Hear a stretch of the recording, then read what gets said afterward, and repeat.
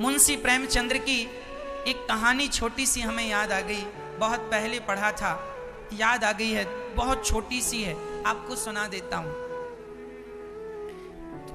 मुंशी प्रेमचंद्र जी इस कहानी को नाम देते हैं काकी। एक काकी थी, काका काकी जानते हैं? एक काकी थी, मुंशी प्रेमचंद्र जी लिख रहे हैं। एक काकी थी, उस काकी के कोई बेटा था नहीं, बेटी थी नहीं, पति गुजर गया, छोटा सा घर था, एक खेत था।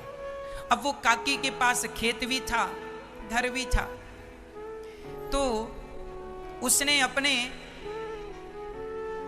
जो परिवार के बच्चे, उनमें से एक बच्चे को अपने गोद ले लिया।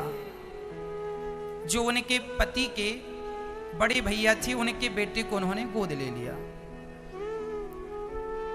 गोद ले लिया और उसका पालन पोषण किया, पढ़ाया लिखाया, समझदार बनाया। अब वो बच्चा उसे काकी काकी कहा करता, काकी काकी। उसका जब विवाह हुआ तो काकी ने अपना घर और अपनी प्रॉपर्टी, खेती सब उसके नाम कर दी। एक दिन क्या हुआ, काकी बुढ़ी हो गई, बहुत बूढ़ी हो गई। अच्छा, जो बूढ़े लोग होते हैं ना, उनका जरा स्वभाव चिड़चिड़ा हो जाता है, जरा अलग बदल ही जाता, सबका बदल जाता, तुम्हारा हमारा भी बदलेगा। ये हो जाता है बुढ़ापे में, सबके साथ होता है। वो काकी अपने बहू और बेटे के साथ, जिसको गोद लिया उसे बेटा ही कहेगी, बेटा बहू के संग रहने लगी। एक दिन उनके घर में उत्सव हुआ तो उन्होंने खूब, अब वो ना क्या करते, अपनी काकी को एक पुराने से कमरे में भेज देते, यहीं रहो, बाहर ना निकलना, ज्यादा बोलती हो, ज्यादा बात करती हो, घुसे रहो अंदर। बहुत अत्याचार किया। एक दिन तो घर में भंडारा था, कुछ फंक्शन रहा होगा, उसमें सब लोग आए, पूड़ी खीर पकौड़ी सब बनी। अब दादी उस काकी की जिहवा में पानी आए, कब पूड़ी मिलेगी, कब पकौड़ी मिलेगी। वो बाहर जा जा के देखे सब खाए क्या, शुरू हुआ। अब बाहर आके कढ़ाई के पास खड़ी हो जाए, पूड़ियां देखे, जीभ में पानी आए, तो बहू थोड़ी देर बाद आए, क्यों काकी अंदर नहीं बैठ सकती हो, सब रिश्तेदार आ रहे हैं, पर आप फटी से कपड़े में खड़ी हो, जाओ अंदर। डांट के अंदर कर देती। बूढ़ों का सम्मान कम था, अंदर कर देती। वो अंदर बैठी, फिर धीरे धीरे विचार हुआ, अब तो खा लिया होगा सबने, चलो मैं भी बैठ जाती हूँ, पंगत में खा ही लेती हूँ, भूख लग रही है। फिर आई तो पंगत चल रही थी, पंगत में जाके बैठ गई। बहू ने फिर उठाया, अरे अभी रिश्तेदार खा रहे हैं, इनको खा लेने दो, फिर हम तो घर वाले बाद में भी खा ले, चलो। फिर कमरे में भेज दिया। वो काकी फिर उठ के चली गई।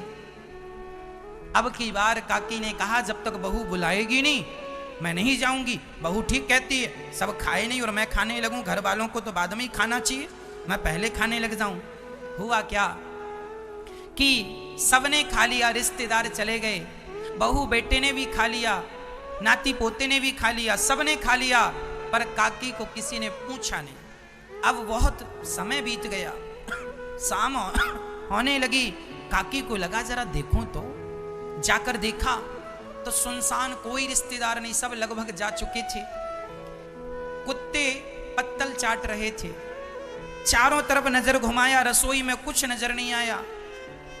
काकी को बड़ी भूख लगी थी, तो काकी जहां सबने खाने की पत्तल फेंकी थी, काकी चुपचाप देखी, बहू देख तो नहीं रही है, बेटा देख तो नहीं रहा है, जाके चुपचाप वहां बैठ गई जहां सबकी पत्तलें पड़ी थी। और पत्तलों में जो जूठन, उसको इतनी भूख लगी थी कि जहां कुत्ते पत्तल चाट रहे थे वहीं जाकर बैठ गई और वो जूठन खाने लगी। किसी की आधी पूड़ी बची थी, किसी के दोने में थोड़ी सी खीर बची थी, खीर खा रही है, साग खा रही है, पत्तल चाट रही है। रिश्तेदार खा के चले गए हैं और घर की बूढ़ी काकी पत्तल चाट रही है। ये मुंशी प्रेमचंद्र जी की काकी कथा की चर्चा है, ये मुंशी प्रेमचंद्र जी लिख रहे हैं। तब छोटी सी पोती, उसकी बेटी आई, देखा काकी बैठी है, दौड़ के माँ के पास गई, माँ माँ देखो काकी कहाँ है, वो पत्तल चाट रही है। तुरंत बहू निकल कर आई और जब आकर देखा बहू ने अपनी काकी की हालत को, तो आज पता नहीं बहू का कलेजा पिघल गया। अरे राम राम, सच्ची मैंने इसे बहुत तंग किया है, बहुत सताया है।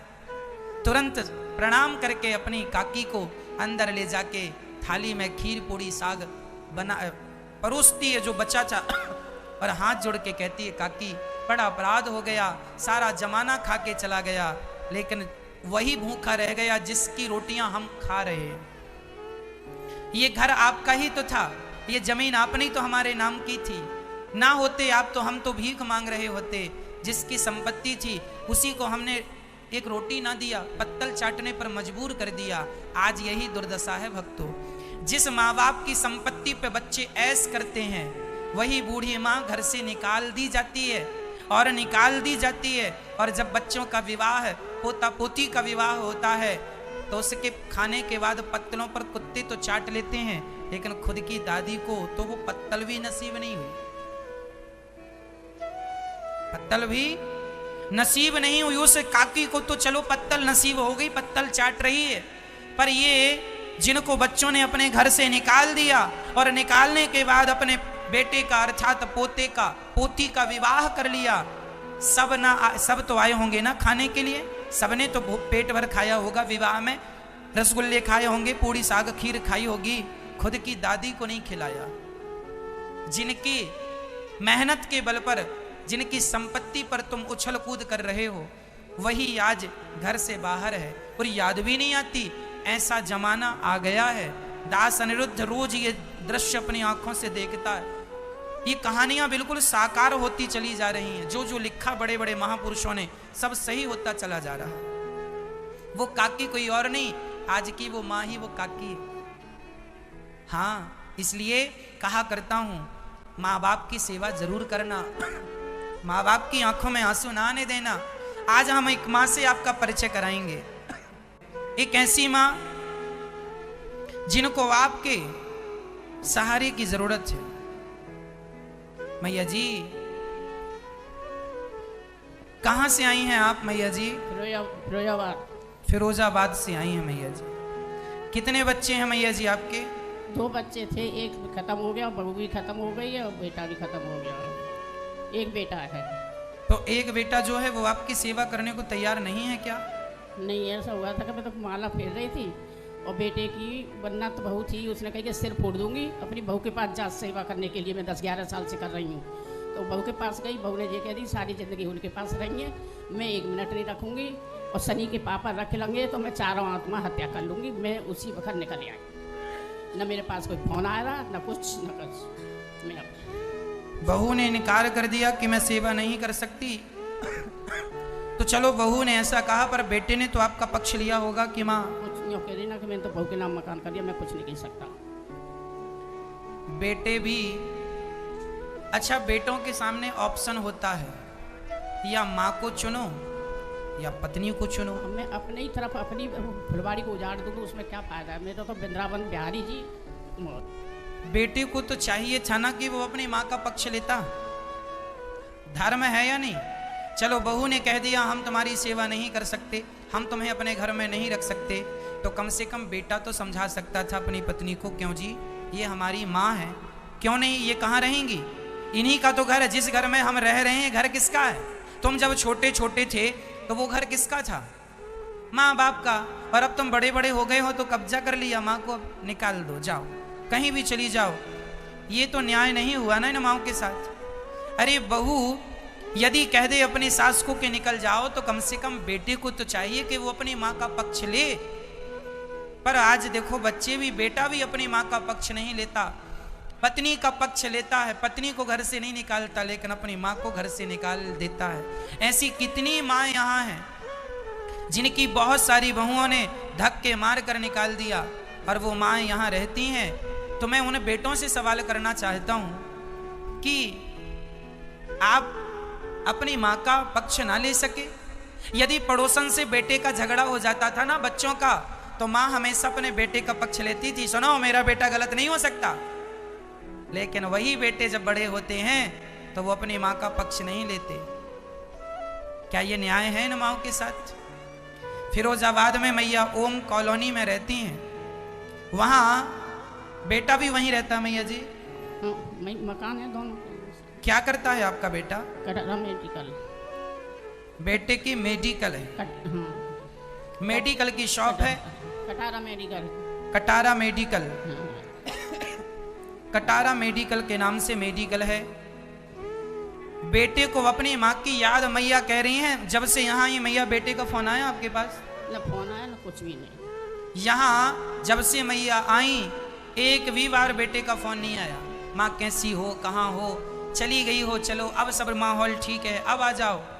ये देखो वही माएँ हैं जिस माँ ने कभी इस बच्चे को उंगली पकड़कर चलना सिखाया होगा।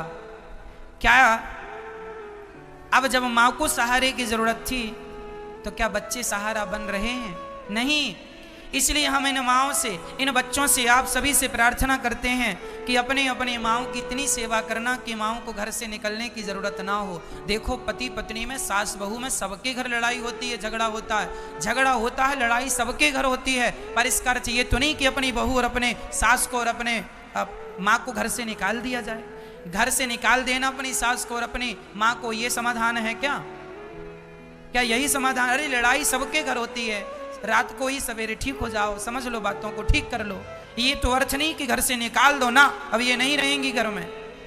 तो कल जरा उस बहू से कहो कोई जाके कि भाई तुम अपनी सास को ना रख पाई, कल तुम्हारा बेटा होगा, उसकी भी तो बहू आएगी, फिर वो भी कहेगी जब तुमने अपनी सास को नहीं रखा तो हम तुम्हें क्यों रखें। ईश्वर के घर देर होती है मेरी माँ, अंधेर नहीं। जैसे को तैसा ही मिलता है। इसलिए किसी के साथ गलत व्यवहार ना किए जाएं, गलत ना हो किसी के साथ।